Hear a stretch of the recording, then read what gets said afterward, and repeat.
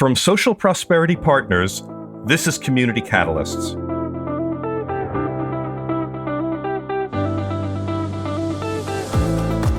Welcome to Community Catalysts, the podcast that examines the qualities of community leadership and the many paths and forms it can take. I'm your host, Matt Lehrman.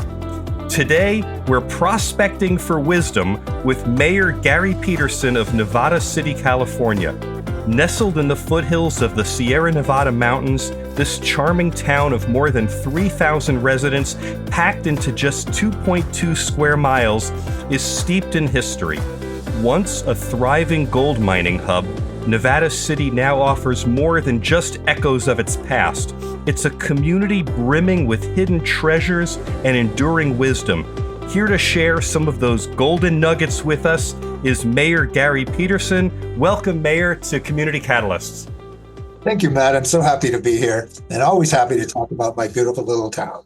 Fantastic. So glad to have you. Mayor, before we delve into the specifics of Nevada City, I'd love to hear more about your personal background. And in particular, in our preparation, you mentioned that you were, I'm going to quote you, raised in a family that believed in Western traditions of serving our community.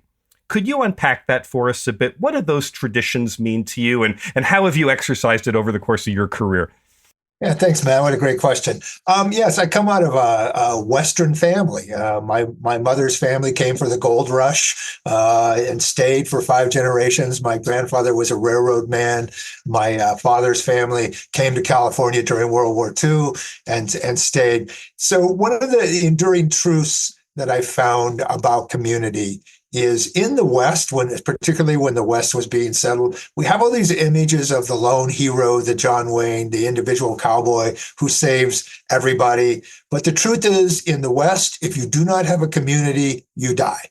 If you don't have the way to support each other, to support growth and development. So we relied on the fabric of community to build out the West. And I was raised in that tradition, and my family was deeply invested in participating in the community in multiple different ways. In fact, the rule in my family was when you were 18, you could volunteer for what you want.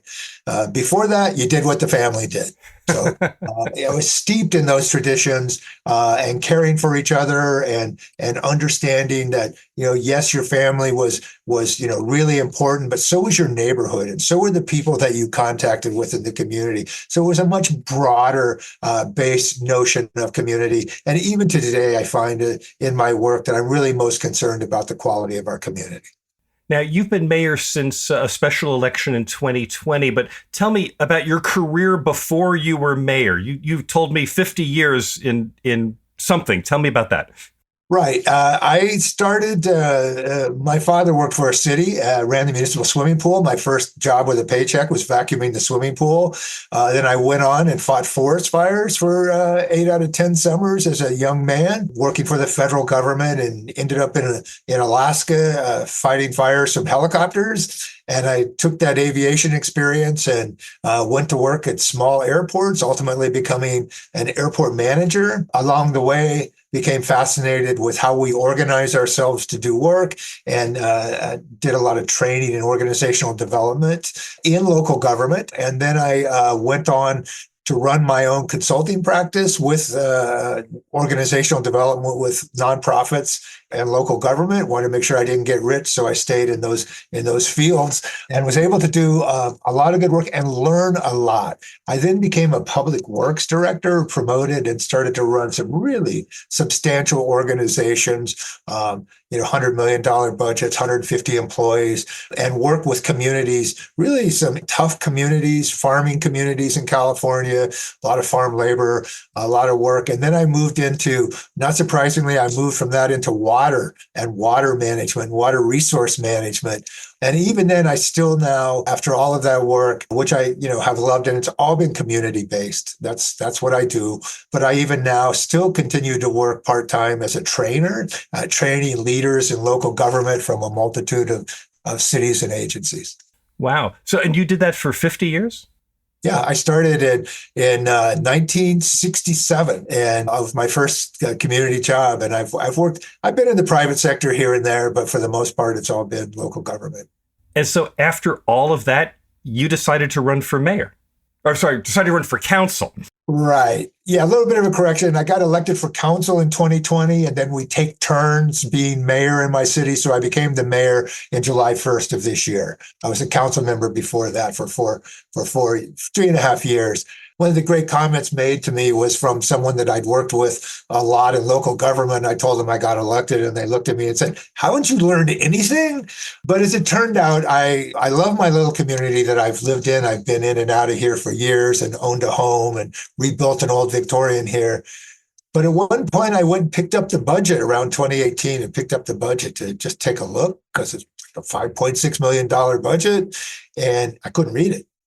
It was not what I was used to in terms of a public document.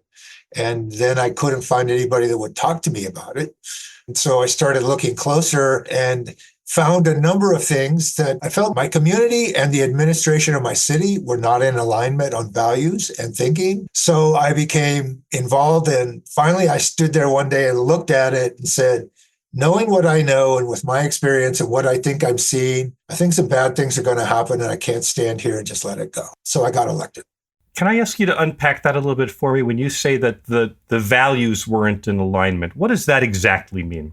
That sounds like a euphemism. Well, I try to be polite when I talk about it, but let's just say that there were really some fundamental ideological differences. This community, Nevada City, when the hippies went back to the land in the 60s, this is where they came. Gay community followed, bought up buildings, preserved this town, did some historic ordinances, and made it just a gem by preserving the history. The administration at that time intensely disliked the citizens who were there. I had a police officer tell me at one point that the only thing wrong with the city were the people that lived there. And so there was a real disconnect. This really became evident when COVID landed in 2020, and all of the political ideological differences about what COVID was, who wore masks, whether it was real or not, all landed with the city administration on the side of being vaccine deniers and COVID deniers and refusing to comply with the will of the community that was seeking safety for its citizens. So that's what I walked into. Plus a budget, as I said, there were a lot of compliance issues that weren't being met, that sort of thing. So, Mayor, it's been 4 years about since you came on council. Has the situation improved dramatically? I got elected in November of 2020, and by February of 2021, 90 days later, the city manager, the city attorney, the chief of police, the finance director, and the public works director were all gone. And I've been a change person in local government my entire career, and I've never seen anything like it. But we had some great advisors. The council stood strong and knew that we needed to create this change. And it took us 4 years to do that. So it's been a constant rebuilding. There's a theory I've often heard in change management that says when you're going into a situation, you have to remember that 1/3 of the people are with you, 1/3 are against you, and 1/3 are waiting to see which way the wind is blowing. And so the takeaway from that is you get rid of the 1/3 that are against you as quickly as possible. It sounds like you accomplished that. Yeah, it's always about removing the barriers, right? And moving the impediments to the, and, we're like a lot of small, what we call gateway communities. We're positioned, we're an hour from Lake Tahoe, we're an hour from pure, beautiful wilderness in the Sierras. And a lot of people want to be here, but you're really transitioning from the old Western extractive economic models to try and move into a more environmental tourism based. So the previous administration reflected the previous thinking about the extractive economy and the way power was used by small groups who controlled resources versus a community trying to develop small businesses and attractions to bring in tourism dollars. So that was all tangled up in all of this as well.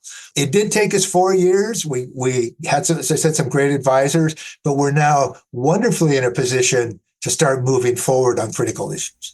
That's a profound change of philosophy for a community, isn't it? Well, the philosophy for the community hadn't really changed. It was the philosophy of the administration. And what had happened, and I will always respect those who seek office in local government. I always say that, The one question I want to know is, why are you doing this? Because I hope that I'm finding a sense of service and contribution and commitment, although we know that we often find people who are self-serving in these positions. But that was not the case here. And what we had was a council that knew they needed to change, but did not know how. When I came on the scene with my deep experience, and we had an attorney that came in that really understood how all of this worked, that we were able to really start to shift things and really create those changes. What you've just demonstrated, I think, is the theory that I often talk about when I visit with communities, that says that a governing council is responsible for what they want the community to achieve over time. The hired staff is responsible for how to do that. And Exactly. In an ideal world, the council doesn't overstep and tell the staff how to do it, but the staff doesn't overstep and tell the electeds what should be done. But the accountability is, if the staff isn't pursuing the what that the electeds have set out, then it's time to find new staff. Very true. And what I bring to this is my years of experience of 50 years on one side of the dais and now sitting on the other side of the dais. And people ask me what that difference is. And I tell them, well, I think of all the times I spoon-fed information to the council so they would make the decision I wanted. And now I'm being spoon-fed. But I say that lightly because we have a really good flow of communication. But what you identify as the role of the council and the role of staff is really critical. And normally the town administrator or city manager sits at that hourglass. Sits right there. The council hires the city manager gives direction to staff. One of the things that we did that had not been done in this city with the new city managers, we did a really strong strategic plan. So we actually set out directions and really engaged our community in what they thought should be happening. That is a great point. I'm going to move us forward now, because I understand that there's a critical issue, a particularly critical issue in your community, wildfire defense. And I know that wildfire threat is not just a serious concern for the community, it's also been a key focus of your leadership. Describe for us what the fire threat situation is in Nevada City. Right. We are in one of the most hazardous areas for fire in likely the country. We have seen it again. Paradise, the community that burned down, is less than 50 miles away. The fires, the huge fires that have ravaged the Sierras are all within a 40 or 50 mile range from our community. And we understand it's not if fire is going to come, it's when fire comes, are we going to be ready?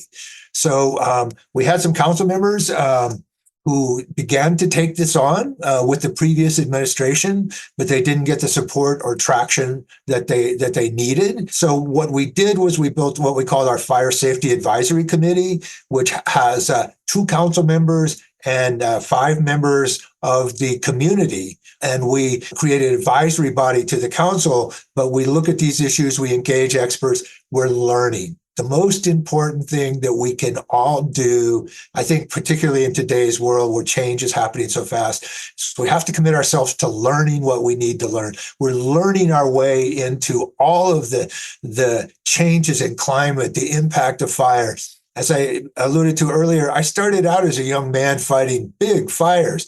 If I went to a 10,000 acre fire, it was amazing, and it would take a week to do that. Now we'll lose 10,000 acres in 30 minutes, lose hundreds of thousands of acres in a week. And it's different. But how do we learn what that's like and stay current? I think that we owe the communities of Paradise and Lahaina and Greenville that have been totally decimated by fires. We need to honor them by learning the lessons of their experience so that we can put them to work to prevent disasters like that. So I gather that for you, this is not just about fire defense, that this is about public safety, but it's also about housing and even the local economy and other issues as well. Talk to me about how the threat of fire is a galvanizing force for the community. Yeah, Matt, that is really important. There is a mechanism in place called Firewise neighborhoods, where neighborhood by neighborhood, we determine both the assets and the liabilities in that neighborhood and organize neighborhoods to connect with each other, neighbor to neighbor. So when disaster does come, that we're better prepared, we know how to get out, we know who needs to help each other. And in fact, we received a significant grant from the state of California to connect our neighbors in our community around the issue of fire. However, for me and my understanding and how things work, what we're doing is building or rebuilding the fabric of community where, yes, we're talking about fire, but once our neighbors know each other and they care about housing, they care about the economy, we can begin to tap the wisdom and resources of our community. I want to go even deeper into this. I want to make sure when you say we're connecting with our neighbors, you're not talking about neighbor communities. You're talking about the people in the community and their connection to each other. Absolutely. In so fact, tell me about that. What if I'm a resident in your community, how am I being encouraged to connect with the people who live down the street from me?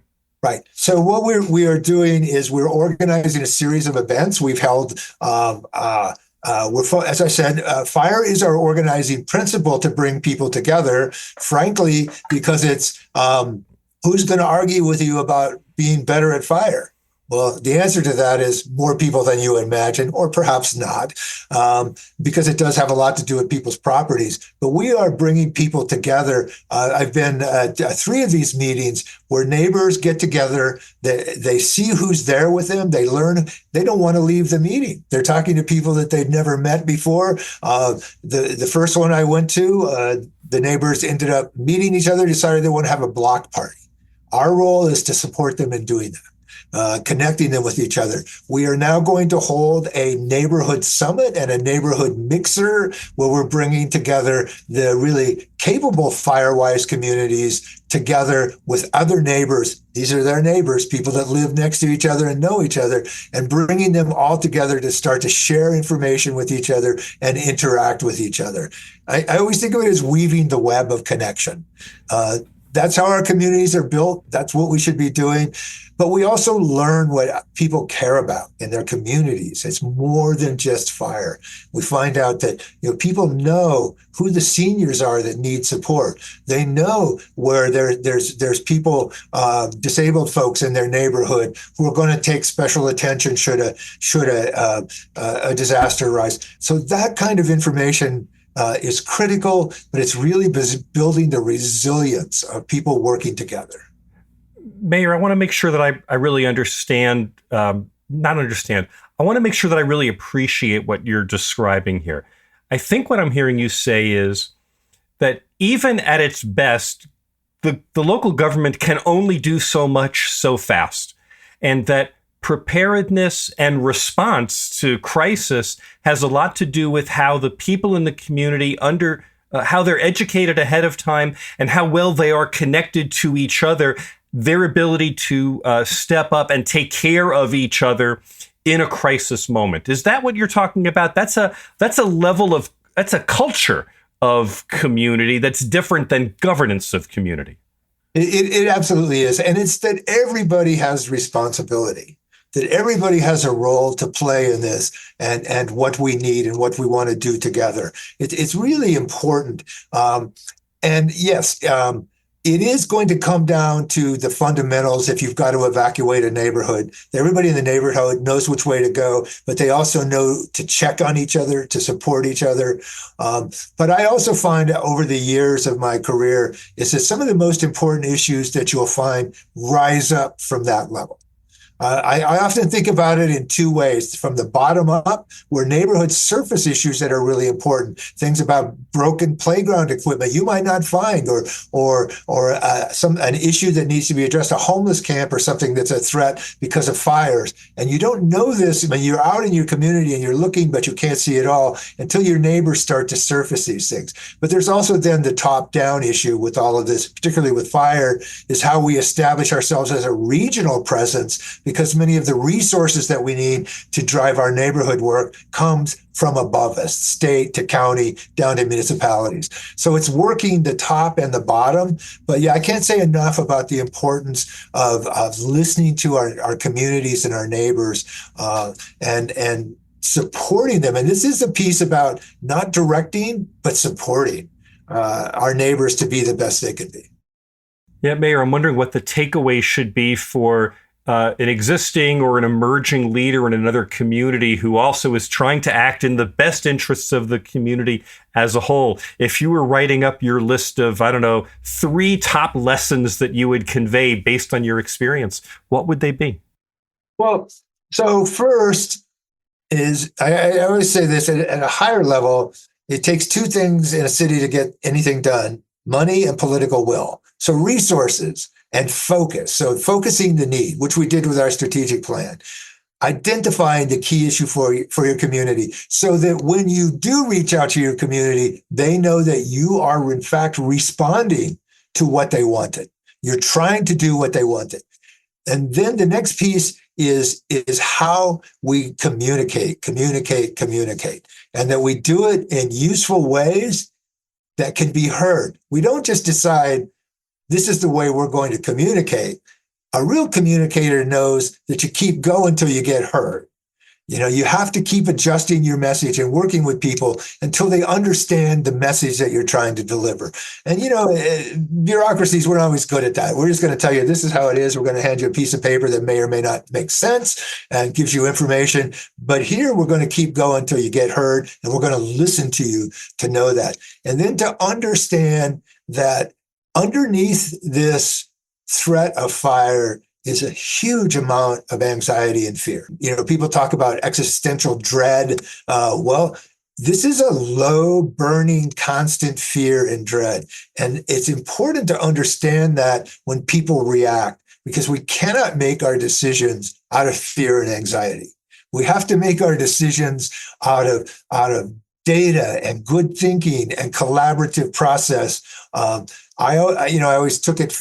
I've always thought about Edward Deming, one of my organizational heroes and stuff, who said, first drive out fear, and you have to address the fears so that people can hear you. So I'm a real interpersonal guy around that sort of stuff. When I'm going to feel your fear.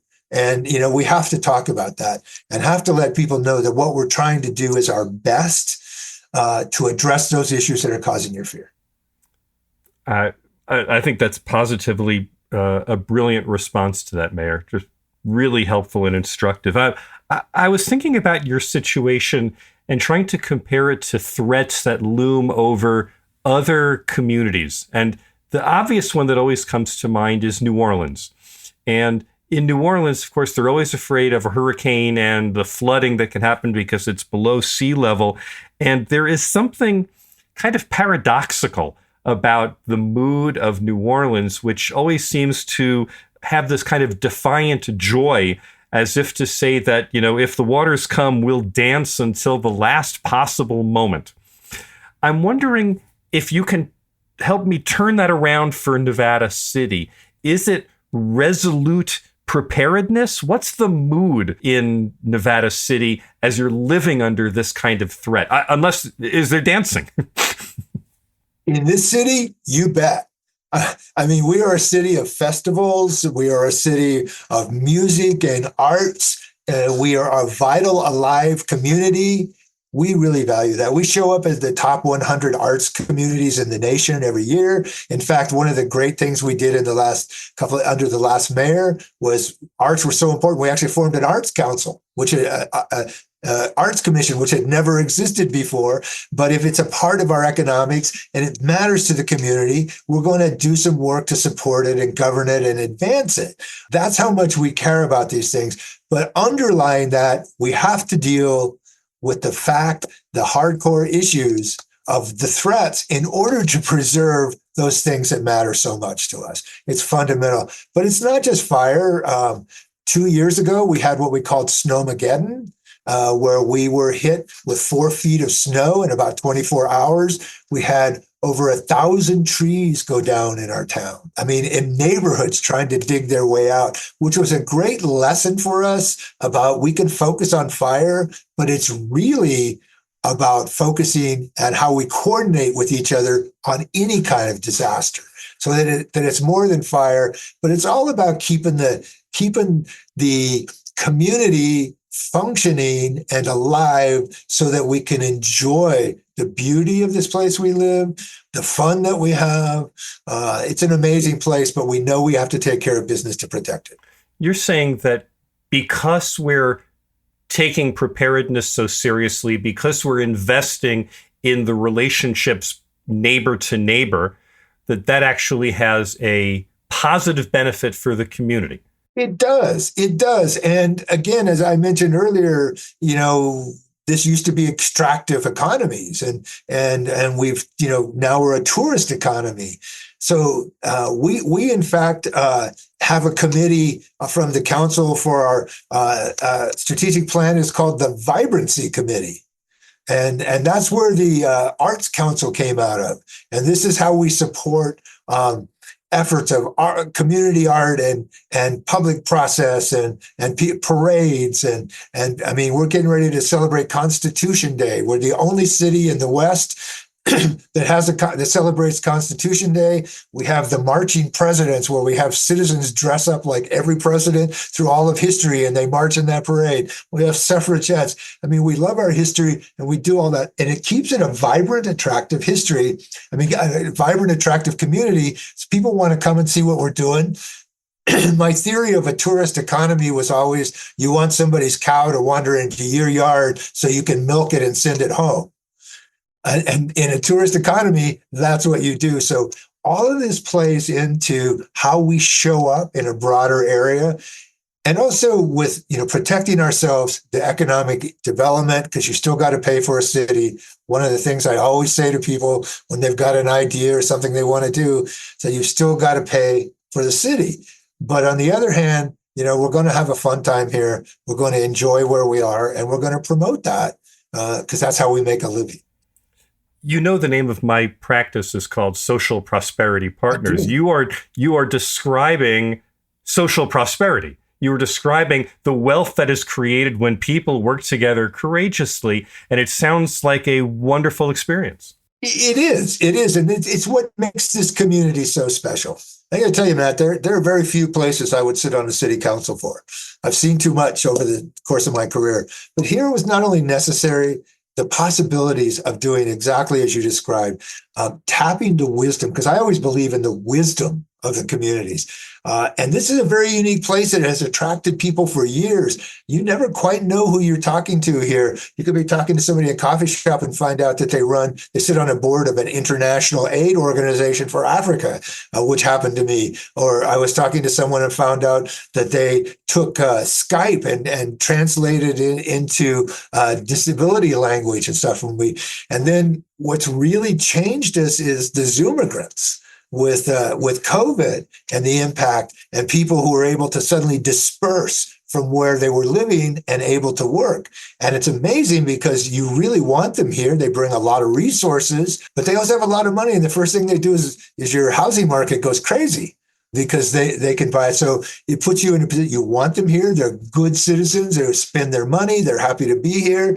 But how do you balance all of that? Because in this tourist economy, housing and how you house employees, because people aren't going to commute 50 miles for a tourism job here. So these are some of the challenges we face, but I do believe, as you said, it is the prosperity thing. We lift it all up. We engage our community. We bring the wisdom. We have the conversations, and we do the work. I want to ask you about how your community partners with others.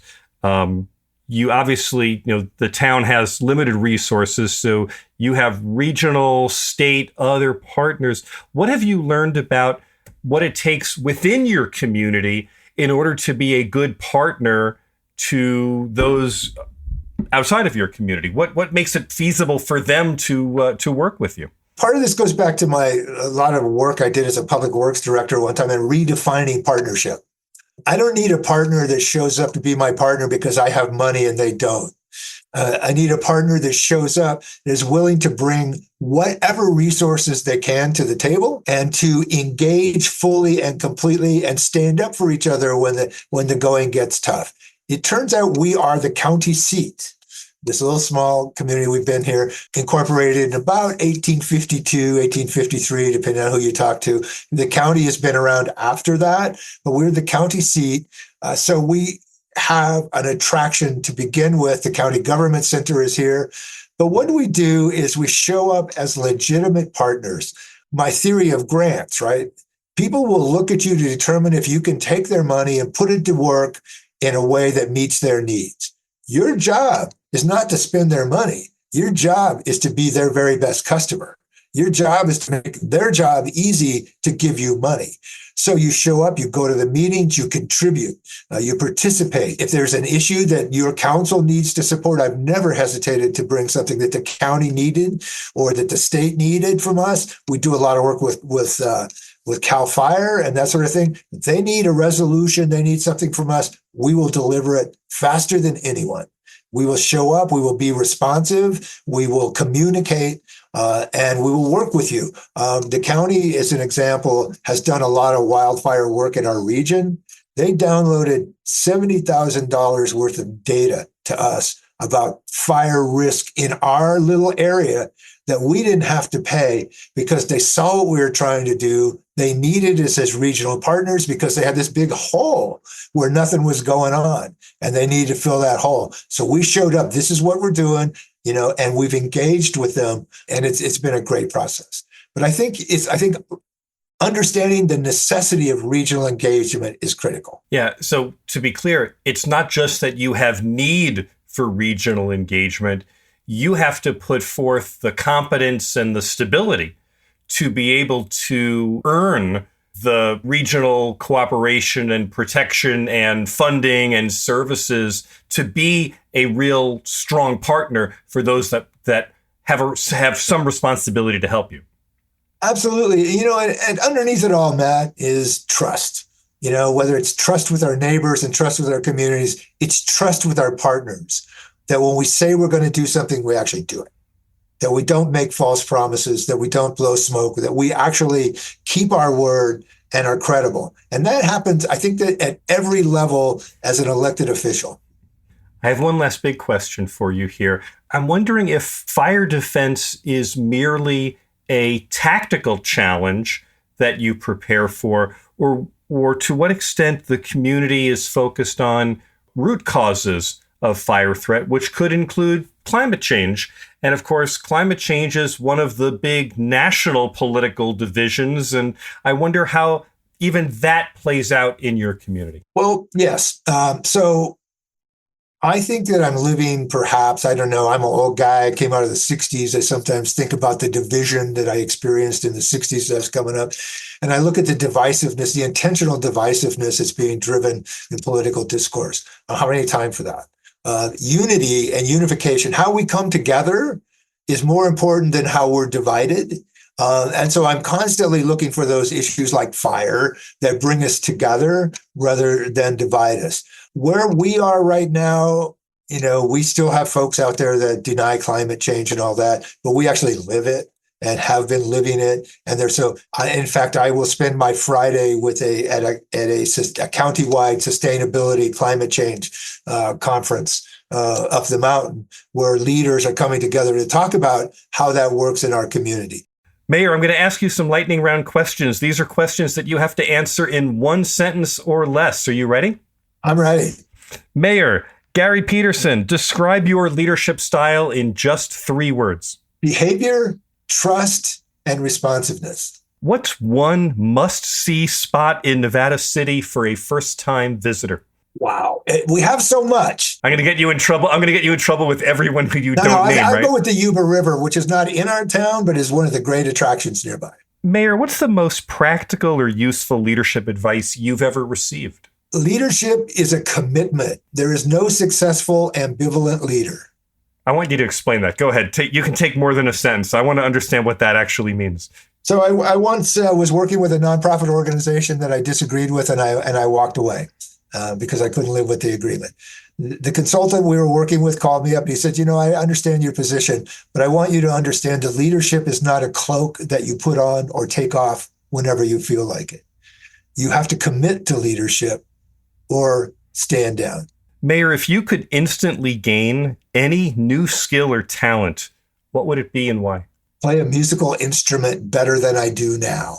What's one small change in local government that you believe could make a big difference? Civility, the return of civility. We've lost that. If you could send a message back in time to yourself before joining the city council in 2020, what would it say? Get ready, fasten your seatbelt. You're going on more of a ride than you thought. What's one thing about the future that makes you incredibly optimistic? Young people.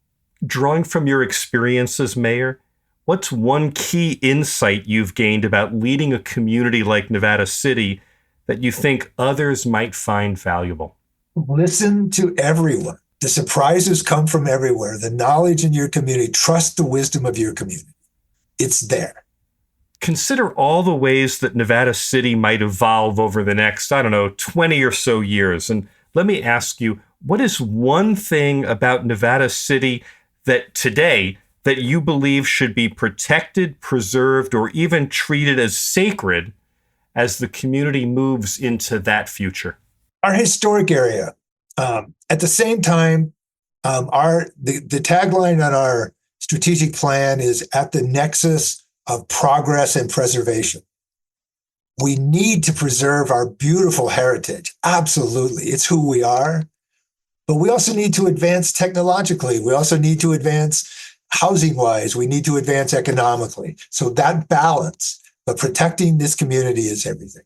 Mayor Gary Petersen, thank you so much for being open and generous with your insights today. It's been a pleasure speaking with you. And as we wrap up, I also want to wish you and everyone in Nevada City continued resilience and safety, especially in staying vigilant against the ever-present threat of wildfire. Stay safe to everyone, and thank you again for joining me today. My pleasure, Matt. Appreciate it very much. Once again, my thanks to Mayor Gary Petersen of Nevada City, California. This episode was edited by Nick Living the Dream Tantillo.